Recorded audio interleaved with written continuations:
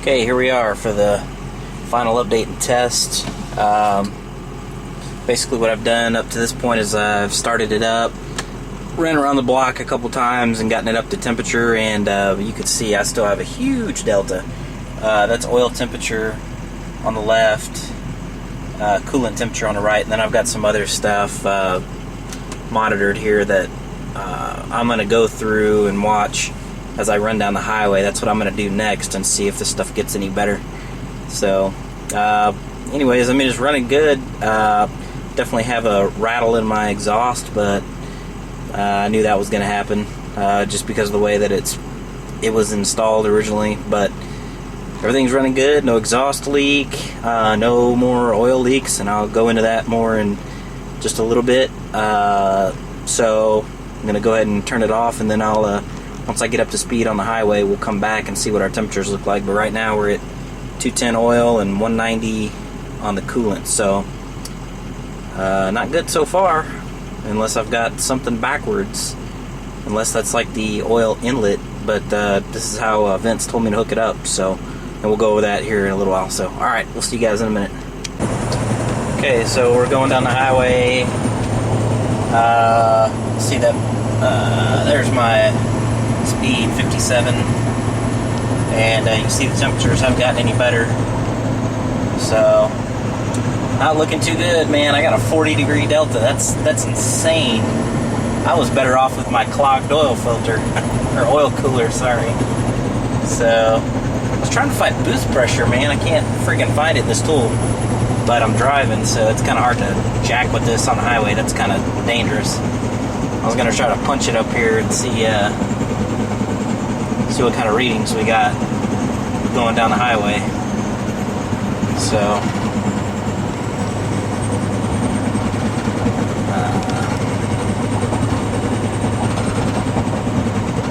I don't know if you can hear that or not, but my exhaust is hitting my let's see, it'd be, I think it's the shackle or the control, something around there. It just resonates the sound all through the cab. Freaking annoying, so I gotta fix that. If I can get around this dude, let's see if we can punch it, see what we look like. Just installed that Power Max, and woo, baby, that turbo sounds so sweet. It whistles really loud. I'll get out and do a video outside with the exhaust. Alright, oh shoot, you know what? This is a construction zone. Yep, 55. Let's see.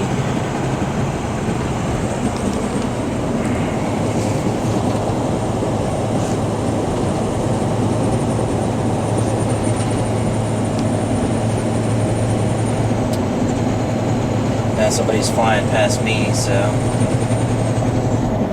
slow down just a little bit. Alright, I'm going to punch it just for a second. We'll see what happens.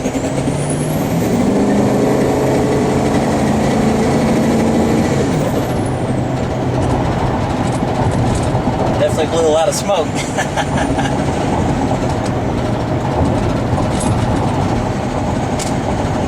Oh, look at that, my temperature went down.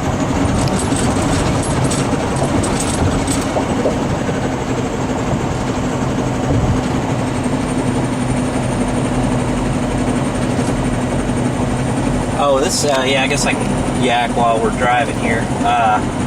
So the software I'm running, I bought, it's the Auto Ingenuity scan tool. Back when I did the head studs on my truck, I had a horrible, I guess what was a miss, and it just ran a little bit rough at idle. You know, it's a diesel, it runs a little rough anyways, but so it ran a little bit rough, and then when I got out on the road and the converter locked up, the whole truck started shaking like a massage chair. So I figured it was one of the cylinders was dead or something. I didn't know what was wrong. I was a little nervous at the time because I had done all that work. I didn't want to rip it all back apart. So I bought this software. I don't remember how much it was. It's like $350 or something like that. Turns out it found, they got a really cool deal in here called the contribution test for the cylinders. And it basically just shows you, you know, which cylinders are providing power and how much related to the others and stuff. Really cool. And So I looked at that, and sure enough, one of them was dead, and I went and crawled under the hood, and I didn't have the injector plug snapped in all the way, so. But this tool's come in useful since then, so. It was worth every penny to get my truck back up and running, I tell you. So, well, this just seems to be getting worse. I don't know. I mean, my coolant filter could be clogged already, but I mean, I haven't even put maybe 10 miles on this thing, and they say to change it or check it at 500. So, see, this is about what mine was. Oh shoot! This is about what it was doing before, just not quite that bad. So, well, I'm a little disappointed right now. So anyways, I think my battery's about to die on this camera, but that's where we're at. So I'm going to go back, check everything, make sure we don't have any leaks. I'm going to go over some of the stuff I ran into, kind of do an overall install and afterthought on this video. So, alright, we'll catch you guys in a little bit. Okay, a little drive test is done. Here's where we ended up. This is about 5 minutes after I got in my driveway. You can see it's dropping a little bit. The highest I ever saw it got was 243. So that is 50 degrees hotter than the coolant temperature. The coolant temperature never got above 197. And even that is hot. I don't know why it's so hot. I thought it was supposed to have a 180 degree thermostat in it, but maybe that new one I picked up is a 195. That's really stupid if it is, so I'm going to have to look at that.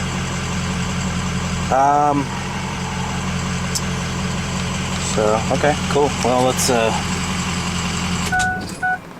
turn it off.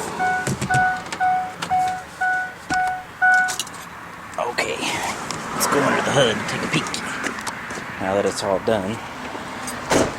Looks like I may still have a tiny leak. I tell you, these leaks are just friggin' killing me here. So here it is, all complete. Got the hoses over to the coolant filter. Up to there. Can't remember where I left off last time.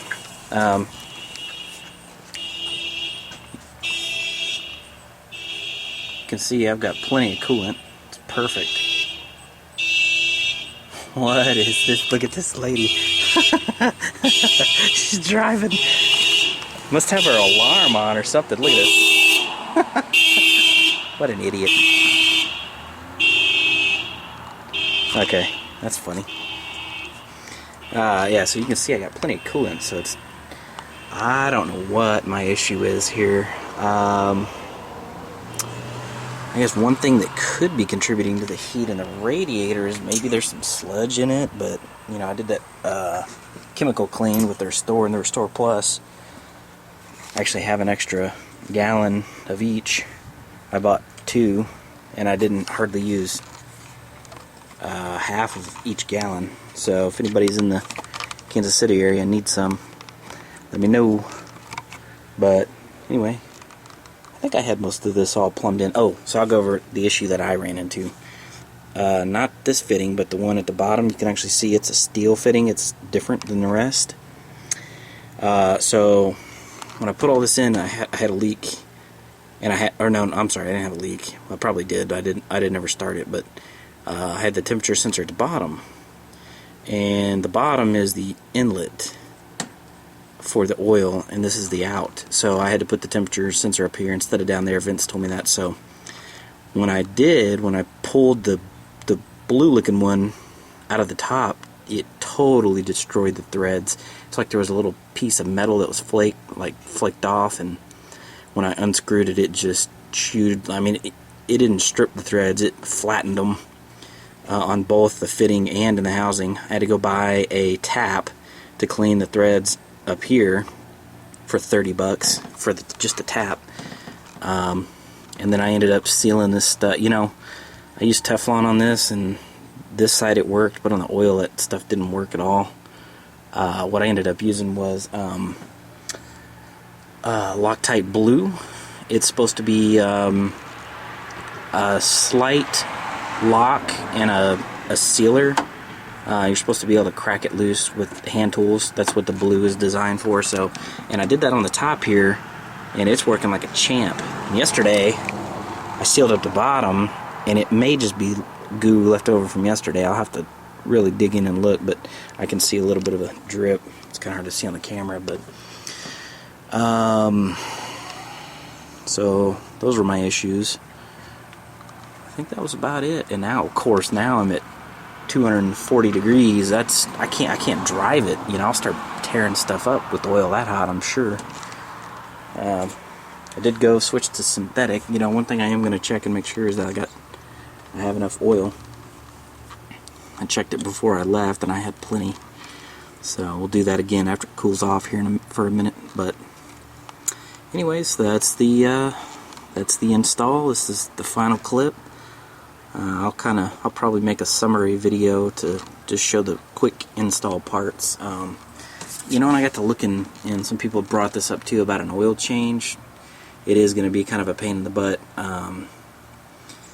I would not recommend buying these stainless hoses. They get hooked. They catch on each other, and then they don't bend well. They look good, but not functional at all. So I mean, you got to take those loose to pop this cap off, and it's just total pain in the butt. So I guess that's about it. I'm gonna try to figure out what the heck is wrong with my temperature, and we'll let you guys know. I'm gonna call Vince and see if he has any advice on where to look. I'm gonna pop that coolant filter off. I'll film that too. I'm gonna let this thing cool down. I'm sure it's still pretty hot. A little bit of pressure in there.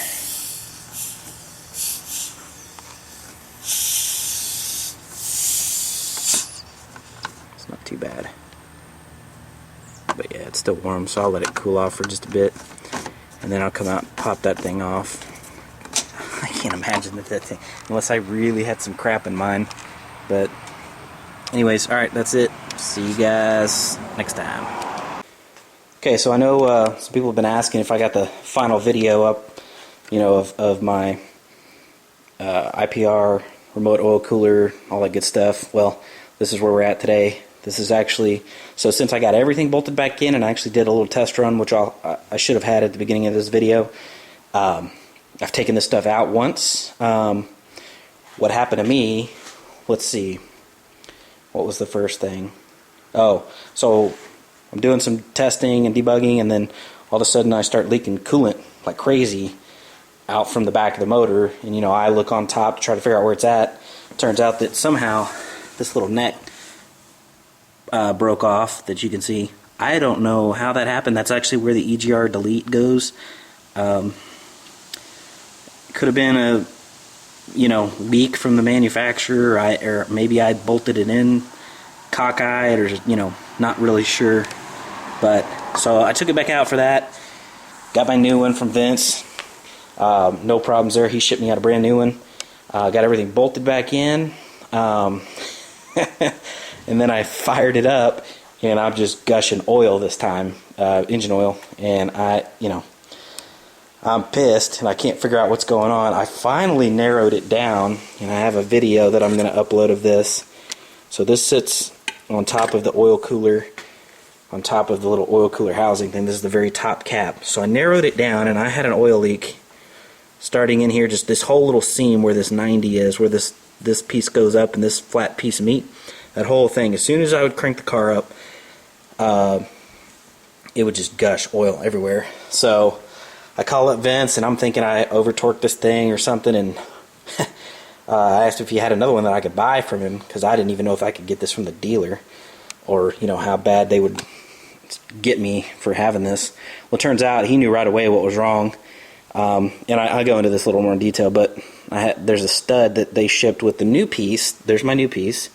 They shipped me a stud that was too long. Where am I? Here we go. You can see the little indentation it made in the cap, and it cracked it. So, and I'll tell you, that's not a very big hole crack, but I guess there's just enough pressure and enough flow from what Vince was saying that, yeah, I mean, it was just pouring out of there. It wasn't something where I could like patch it up at all. There was no way to fix this. So that's where we're at now. So this will be, let's see, this will be the third time that I've had everything out. Including the initial, you know, build out process and everything. Second time took it off for that cracked thing, and the O-ring was messed up. And then now this, which is actually kind of good. Hopefully we'll catch, after talking with Vince, he's going to send out a little picture that I took of it, and hopefully catch any others that went out that might have had this problem, because the thing is, you don't know until you bolt it all together and then oil comes gushing out of there. And if you don't think about calling, I just happened to call him to see if he had a spare sitting around that I could buy. And if you don't call him and ask, and he doesn't get to you in time, there's a potential you could buy another one and crack it too. And that's 2 times that you've got this thing apart, and you still need to take it apart a 3rd time. So that's where we're at. I got a tracking number today. Today is Tuesday. It would be the 9th of October, 2012. And it should be here within the next day or two. One thing I do have to say, it's been a little bit frustrating, but man, Vince has been super helpful the whole time. I mean, from this piece being cracked, I actually had another problem too, where, let me get back here. So where the remote oil cooler piece is that mounts, where is that piece? There it is. So, you got these little fittings that mount in there, and then this goes to your line that actually goes to the cap coming off the oil filter. I took this off because I actually had reversed the oil sender, or the oil temperature sender, where it was supposed to go, and when I pulled it out, the threads were just totally shot. It took me like a cheater bar and about 50 cuss words, and finally got this thing off. So then I had to go buy a pipe thread tap, which was $35, and then I had to tap out the hole because the hole was messed up in the little plate that mounts to the remote oil cooler. And then I ran into another situation where this tap, I tapped all the way through. I mean, I cleaned that thread all the way out, and it was tough the whole way. And after doing a little research, I found out that there's 2 types of pipe threads. There's parallel pipe threads, and then there is tapered pipe threads. And tapered is exactly what it is. The female side is actually tapered to where it's like a cone. It gets smaller as you go into the hole. That way that the threads, when they go in there, it kind of squeezes down on the bolt or whatever you have. In this case, it'll be this fitting. It helps seal it a whole lot easier. Well, I ran into having parallel threads, and you can't seal that with tape, which is what I was using, Teflon tape, and it had been working fine for everything else. So after doing a little more research, I finally found out that Loctite makes a product. It's blue, and it actually is it's a thread locker that's supposed to be broken over or broken loose by just regular hand tools. It's not a high strength, but it seals as well.